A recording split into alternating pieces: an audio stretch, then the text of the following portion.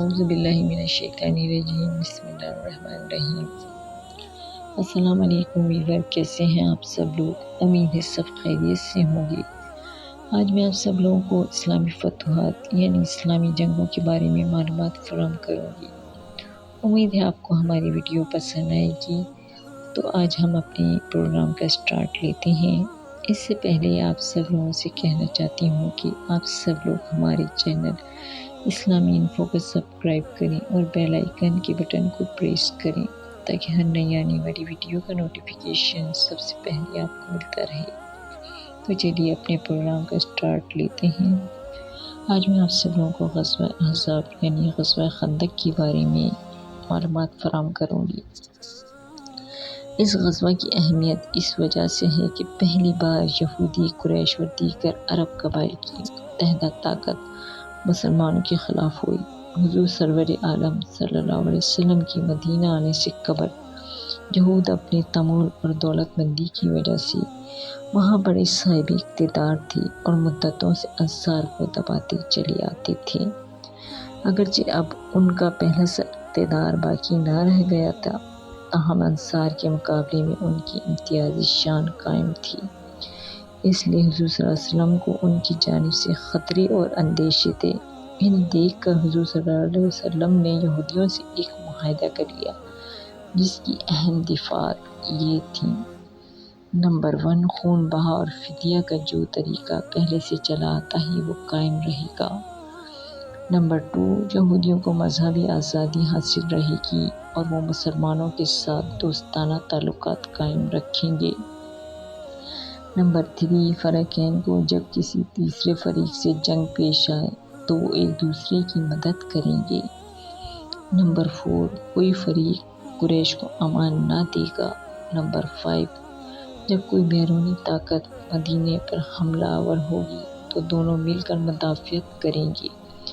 Number 6، فریقین میں سے جب کوئی تیسری طاقت سے صلح کرے گا تو دوسرے کو بھی کرنا ہوگی، مگر مذہبی لڑائیاں اس سے مستثنیٰ رہیں گی۔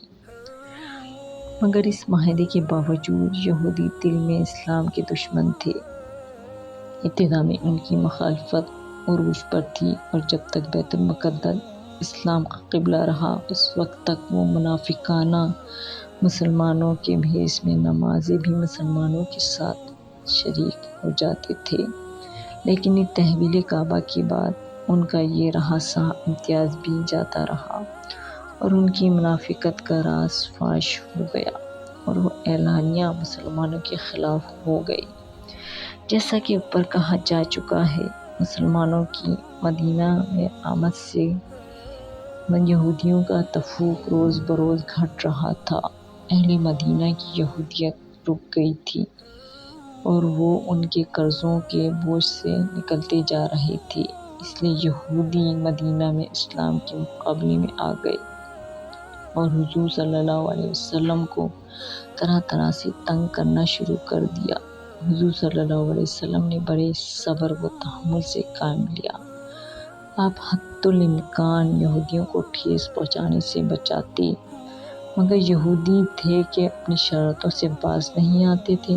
وہ جان گئے تھے کہ اسلام کے مقابلے میں ان کی ہستی برقرار نہیں رہ سکتی، اس لیے وہ اسلام کو تباہ و برباد کر دینے پہ تلے ہوئے تھے۔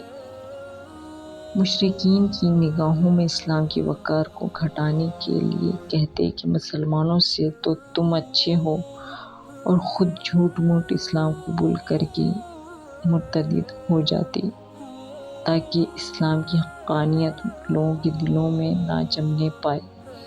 علاوہ ازیں اوس و خزرج میں پھوٹ ڈلوانے کی کوشش میں لگے رہتے تھے۔ ایک بار تو ان کے بھڑکانے سے دونوں نے تلواروں بھی میانوں سے نکال لیں، لیکن عین موقع پر حضور صلی اللہ علیہ وسلم نے ان کے جوش کو ٹھنڈا کر دیا۔ نہیں، یہودی حضور صلی اللہ علیہ وسلم کی جان مبارک کے بھی در پہ رہتے تھے۔ اگرچہ یہودیوں نے اسلام کی مخالفت کو شعار بنا لیا تھا، وہ دن رات مسلمانوں کی تباہی و بربادی پر آمادہ رہتے تھے، تاہم مدینے میں تصادم کی نوبت نہ آئی تھی۔ ایک اتفاقی واقعے نے اس کے اسباب بھی پیدا کر دیے۔ ایک یہودی نے ایک انصاری عورت کی بے حرمتی کی۔ ایک انصاری نے جوش حمیت میں اس یہودی کو قتل کر ڈالا۔ یہودیوں نے اس انصار کو مار دیا۔ حضور صلی اللہ علیہ وسلم کو یہ خبر ملی تو آپ صلی اللہ علیہ وسلم ان کے پاس تشریف لے گئے اور فرمایا، خدا سے ڈرو، ایسا نہ ہو بدر والوں کی طرح تم پر بھی عذاب نازل ہو جائے۔ انہوں نے جواب دیا، ہم قریش نہیں ہیں، ہم سے معاملہ پڑے گا تو ہم بتا دیں گے کہ لڑائی کس کا نام ہے۔ یہ ایک طرح کا اعلان جنگ تھا۔ اس دوران میں یہودیوں نے ایک قبیلہ بنی نذیر، جنہوں نے اگرچہ مسلمانوں سے دوستانہ معاہدہ کر رکھا تھا مگر ہمیشہ ان کے خلاف سازشوں میں مصروف رہتے تھے، کبھی وہ قریش کو بھڑکاتے اور کبھی دوسرے عرب قبیلوں کو اکساتے۔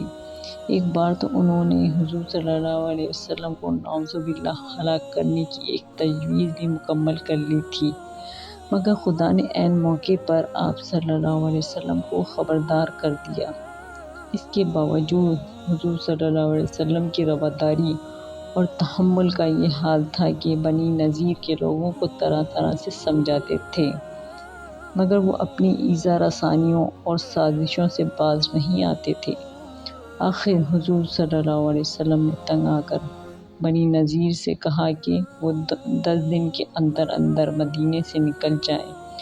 انہوں نے انکار کر دیا، اس لیے کہ انہیں اپنے مستحکم قلعوں اور شہر کے منافقوں پر بڑا گھمنڈ تھا، مگر جب مسلمانوں نے ان کا محاصرہ کیا تو 15 روز کے اندر ہی ہتھیار ڈال دیے اور حضور صلی اللہ علیہ وسلم کی شرائط کو قبول کر لیا اور مدینے سے نکل کر خیبر کا رخ کیا۔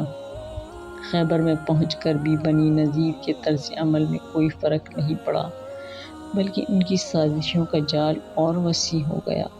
انہوں نے عرب کے مختلف حصوں میں وفود بھیجے تاکہ مسلمانوں کے خلاف ایک متحدہ محاذ قائم کیا جائے، چنانچہ ان کی ناپاک کوششوں سے بنو غطفان، بنو اسد اور بنو سعد ان کے ساتھ شریک ہو گئے۔ اہل مکہ کو ایسا موقع خدا دے، وہ بھی باخوشی ان سے مل گئے اور اس طرح ایک زبردست لشکر قائم ہو گیا۔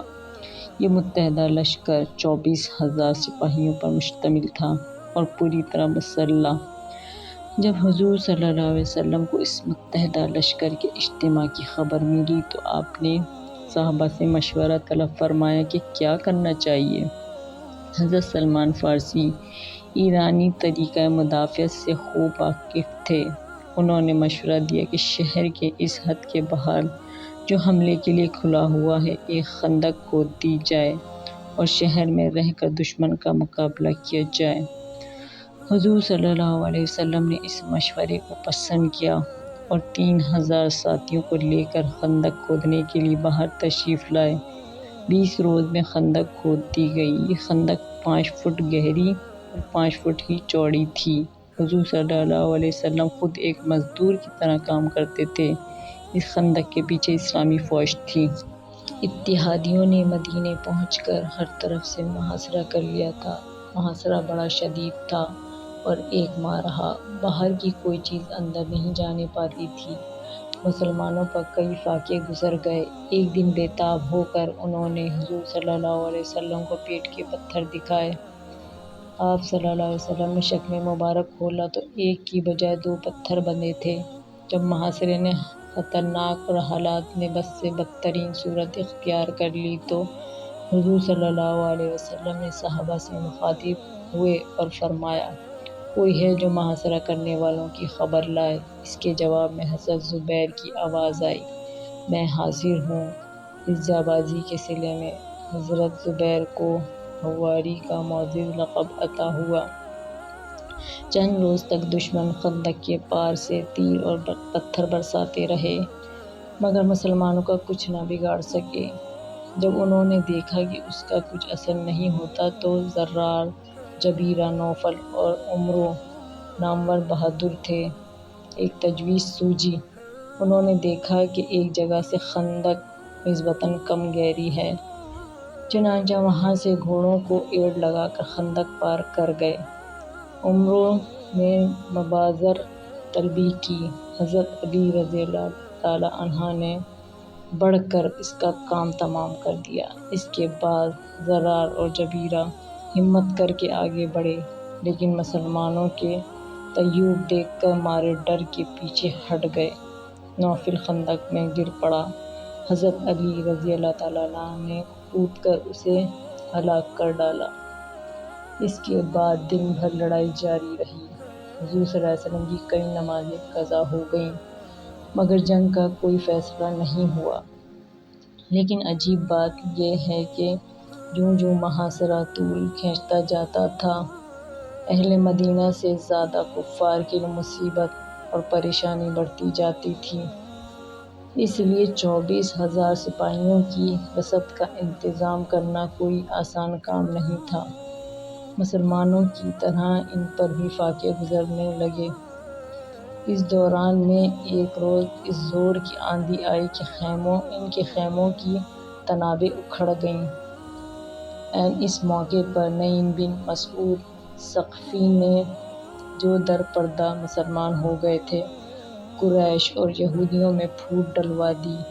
کفار ایک نہیں کئی قسم کی دشواریوں اور پریشانیوں میں پھنس گئے۔ قریش آپس کی نا اتفاقی، موسم کی ناسازگاری اور سامان رسد کی قلت کی وجہ سے ہمت ہار بیٹھے۔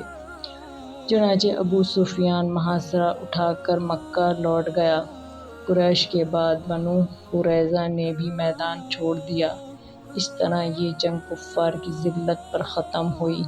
اتنی بڑی متحدہ طاقت بھی مسلمانوں کا بال بیکا نہ کر سکی اور مسلمانوں کے رعب میں اضافہ ہو گیا۔ اس جنگ میں صرف ایک صحابی شہید ہوئے۔ جنگ احزاب میں ایک قابل ذکر واقعہ پیش آیا۔